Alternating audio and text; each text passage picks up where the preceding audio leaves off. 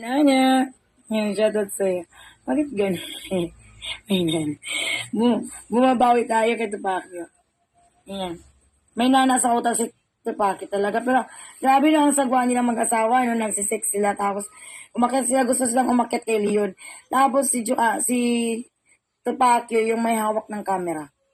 Habang kinakain ni Manalo yung pikpik niya. Alam niyo yun? Yun yung may nana sa utak. Yung mga ganyang klaseng tao. Nasa akin ang niya video, nakuha ni Leon. Sabi ko kasi kay Leon, Leon, wag mong paakyatin agad. Kung may mga aakyat sa'yo, wag kang basta click ka agad. Suriin mo muna kung sino yon. Kasi nga, ikaw naman yung may hawak nun. Makikita daw yun sa backstage. No, kung sino talaga yon. So, sabihin mo, maglabas siya ng picture niya o video niya, ilabas yung mukha niya para bago mo siya i-click. Nung tinignan ni Leon, yun, at least, nakuha niya, no? Ni-record niya, binidyo niya yung video na yun na kinakain niya yung kadiri. Anong meron? No? Anong makukuha nila? Ito si Tupacyo at yung asawa niya, si Cobra. Cobra. Si Kalansay. Ano ang makukuha nila doon? May mga anak sila, may mga apo na. Diba? Manyak nga. Manyak sila pareho kasi mga adik. No? Mga adik. Yun. Grabe, shock ako talaga. Sabi ni Leon, ate, ang sagwa. Sabi ko, bakit ano yan? So, ate, ang sagwa nila, nag-ano sila, iskandal to, ganito, ganyan. Hindi pwede, buti na lang, ate, ganito, ganyan. Tinuruan mo ako sa ganito, ganyan, ganyan. Sabi ni Leon, buti na lang, tinuruan ako ni ate na gawin muna. Kasi sabi ko, wag ka talaga magpaakit agad. Kasi nga, minsan na ako kay Leon, pag may nasa backstage, agad-agad ikiklik, tapos pasok na, nandun. Iyon, hinahuli niya, kaya yun, nag-iingat na talaga 100% si Leon. Sabi ko, masisira yung channel mo. Yeah, sa mga ganyan. Totoo lang. Kung pwede lang ipakita dito, ang sagwa talaga, tsaka makikita mo mukha talaga nila yung mukha talaga ni Kalansay, yung kaulayaw ni Tupacyo. Sila, tsaka si Tupacyo mismo. Yung dito niya, yung chain niya, nung ganan, kita yan. Kasi may hawak ng camera. Tapos parang silang tumang.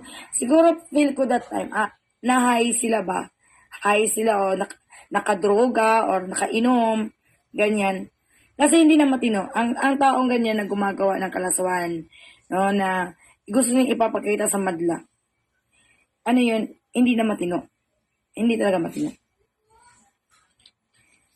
Sipwet magaling umarti yan, paawa ipik. Sipwet magaling manggamit yan, budol ang samahan ni Tupacyo at Poit. Sabi ni Inday Manibulol. Oo.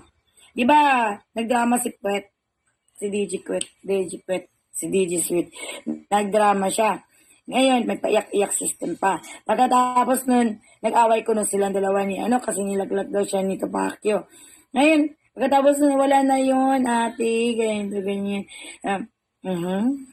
Tapos, ayun, okay na sila. Yan, kasi syempre, mapipilayan siya. Dahil yung utak ni Tupacyo, ilalagay niya sa utak naman ni DJ Sweet. So, sama-sama na silang dalawa.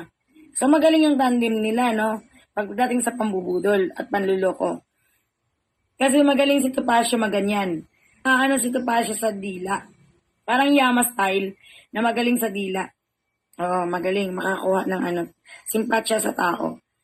Tapos sasabihin mo kahit na alam na natin na hindi totoo yung mga sinasabi niya, tayo yung baligtad. Sasabihin niyo, fake news ka na naman.